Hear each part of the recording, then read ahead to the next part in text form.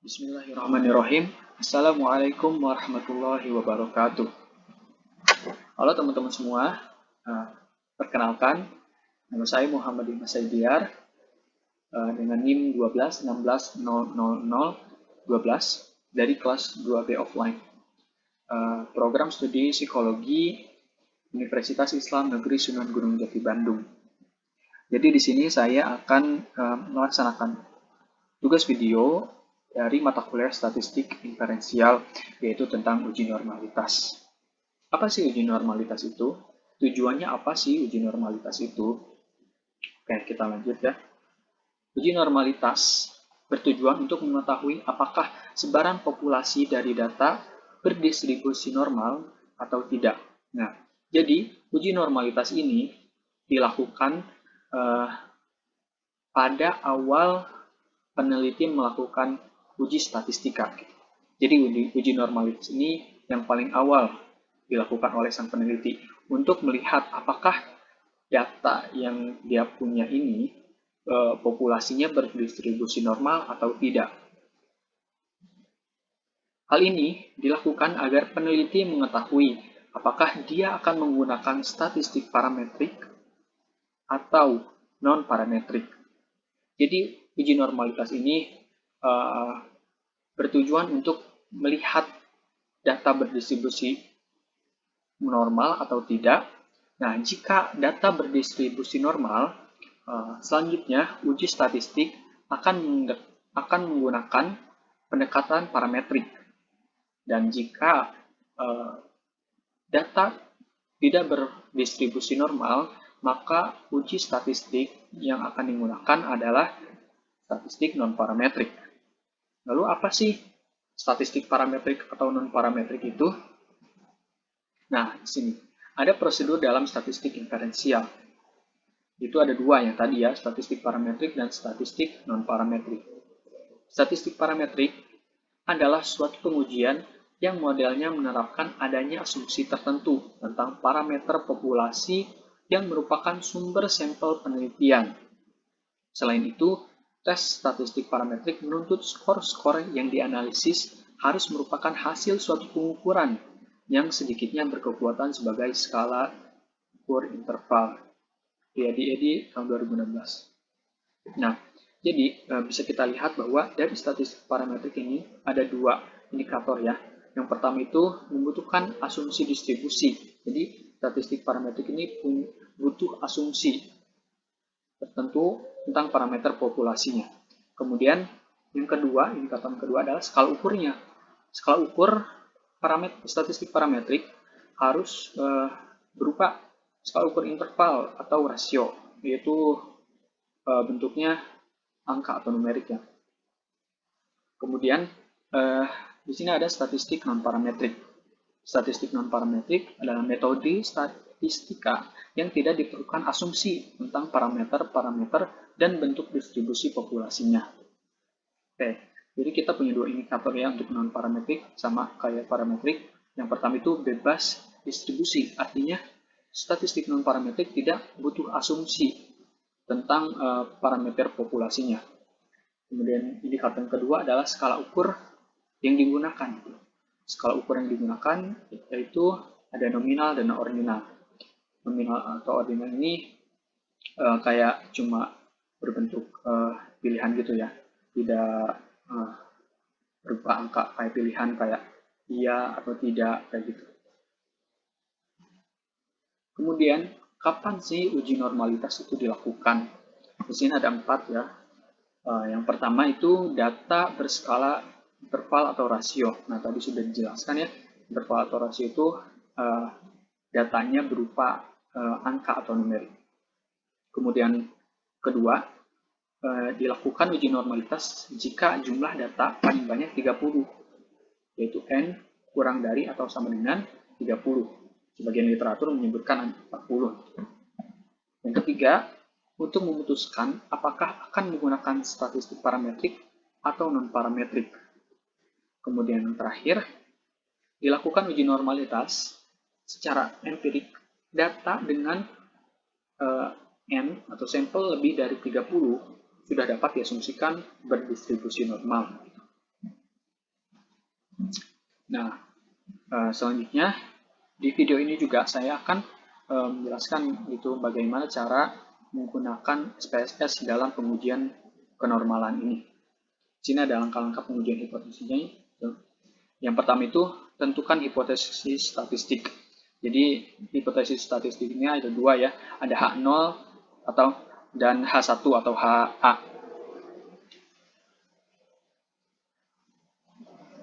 Untuk H0 itu hipotesisnya berupa data populasi berdistribusi normal. Kemudian yang H1 atau HA itu data populasi tidak berdistribusi normal. Kemudian yang kedua, kita tentukan taraf nyatanya atau alfa. Taraf nyata atau alfa ini adalah persentase atau tingkat kita menentukan seberapa tinggi gitu kesalahan yang kita lakukan. Biasanya alfanya itu 5%. Nah, biasanya jika alfa kurang dari 5% itu, maka boleh dikatakan bahwa data populasi yang kita punya itu berdistribusi normal gitu. Yang ketiga itu hitung statistik uji, nanti dilakukan di SPSS-nya. Kemudian 4, tentukan batas kritis atau daerah penolakan atau kriteria uji. Jadi nanti bakalan terdapat seperti H0 ditolak jika p-value kurang dari atau sama dengan alfanya gitu. Jadi nanti kita lihat berapa gitu angka p-value-nya. Kemudian yang kelima, nanti kita akan melakukan menentukan kesimpulannya gitu. Apakah data yang kita punya ini berdistribusi normal atau ternyata tidak gitu. Oke.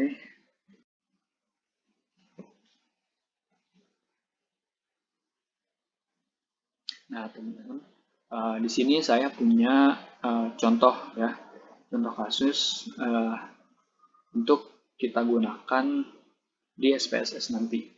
Jadi di sini ada dua kelas, ada kelas kita katakan kelas A dan kelas B gitu. Dan dari kedua kelas ini ada nilai pretestnya gitu. Untuk kelas A sebagai kelas eksperimen, terus kelas B sebagai kelas kontrol. Gitu. Oke, kita langsung lanjut aja ke SPSS-nya. Oke teman-teman, jadi kita sudah di software SPSS-nya ya. Sini saya sudah taruh dua variabel. Yang pertama itu nilai pre-eksperimen, X, pre-X, kemudian yang kedua ada nilai pre-con. Nah, di sini desimalnya kita nolkan aja, 0, kemudian di label. Nah, kita jelaskan kembali karena di name ini nggak bisa pakai spasi, jadi di label kita jelaskan sejelas-jelasnya variabel apa itu. Nah, di variabel pertama ini adalah nilai ujian awal atau pretest kelas eksperimen. Kemudian yang kedua adalah nilai ujian awal kelas kontrol. Oke, jadi di sini values-nya nggak usah diisi. Kemudian di measure, karena kita menggunakan data skal, kita gunakan skal ya. Ini skal, ini juga skal. Oke, langsung ke data view-nya.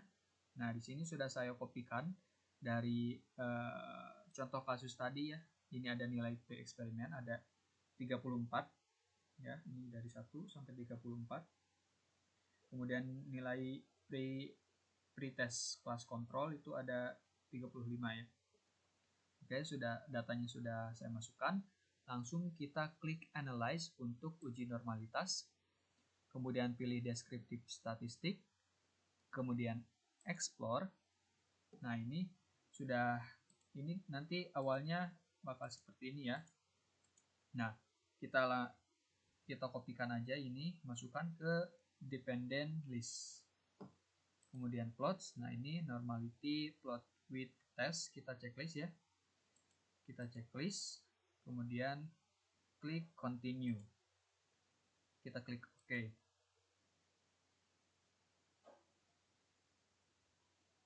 Nah, ini sudah ada outputnya ya, ada 1, 2, tiga output ya. Nah, ini yang ketiga ini adalah tes normality-nya, uji kenormalannya gitu. Di sini ada Kolmogorov, Smirnov, dan Shapiro-Wilk. Oke teman-teman, kita langsung ke pengolahan datanya ya. Jadi yang pertama itu ada hipotesis statistik. Hipotesis statistik ini ada H0 sama H1 atau HH. Kita di sini pakai H1 aja. Nah, ini untuk H0,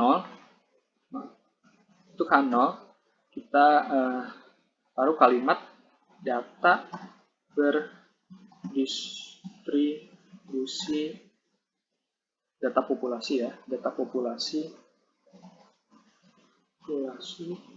berdistribusi normal. Kemudian yang H1-nya data tidak berdistribusi normal. Nah, kenapa di sini yang H0 ini data populasi berdistribusi normal, sedangkan yang H1 tidak berdistribusi normal gitu. Dan data populasi. Nah, kenapa gitu? Karena H0 itu yang akan kita sebagai patokan gitu, yang sebagai dugaan kita bahwa data yang kita punya itu datanya berdistribusi normal gitu. Dengan H1 untuk lawan dari H0. Oke. Kemudian yang kedua kita terapkan taraf nyatanya atau alfa. Taraf nyata biasanya digunakan 5% rata-rata gitu ya. Biasanya tingkat maksimum salahnya itu 5%. Itu sama dengan 0,05. Oke. Kemudian kita kasih statistik ujinya. Uji statistik.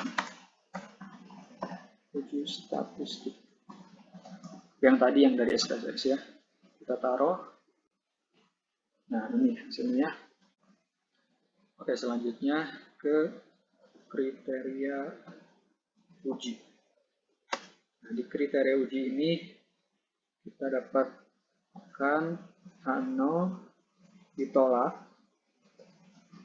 jika p-value kurang dari alpha, dan H0 diterima jika p-value lebih dari atau sama dengan alpha. Nah, p-value ini kita dapatkan dari nilai signifikan ya. Jadi signifikannya itu kita tentukan mau yang Kolmogorov atau Shapiro. Karena di sini data yang saya punya ini lebih cocok pakai Shapiro, jadi sini nilai signifikan yang dipakai itu dari nilai signifikan Shapiro. Kalau alfanya itu dari tadi ya, ini taraf nyata 0,5% atau 0,05. Oke, kita analisis ya. Yang pertama, nilai pretest kelas eksperimen, di mana p-value yaitu ini ya, 0,068, di mana lebih besar atau sama dengan dari 0,05, yaitu nilai alfanya. Jadi nilai signifikan nilai pretest kelas eksperimen itu lebih besar gitu dari nilai alfanya sendiri. Maka H0 diterima. Kemudian yang kedua, nilai pretest kelas kontrol, di mana p-value atau nilai signifikannya itu ini 0,072, 0,072, di mana lebih besar atau sama dengan dari 0,05 atau alfa.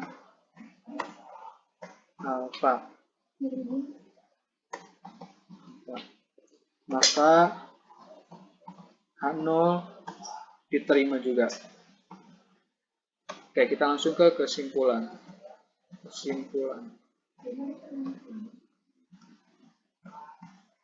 Kesimpulannya. Karena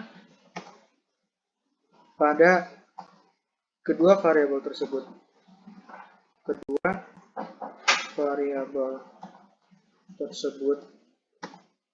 H0 diterima, maka disimpulkan bahwa data populasi berdistribusi normal. Nah, selanjutnya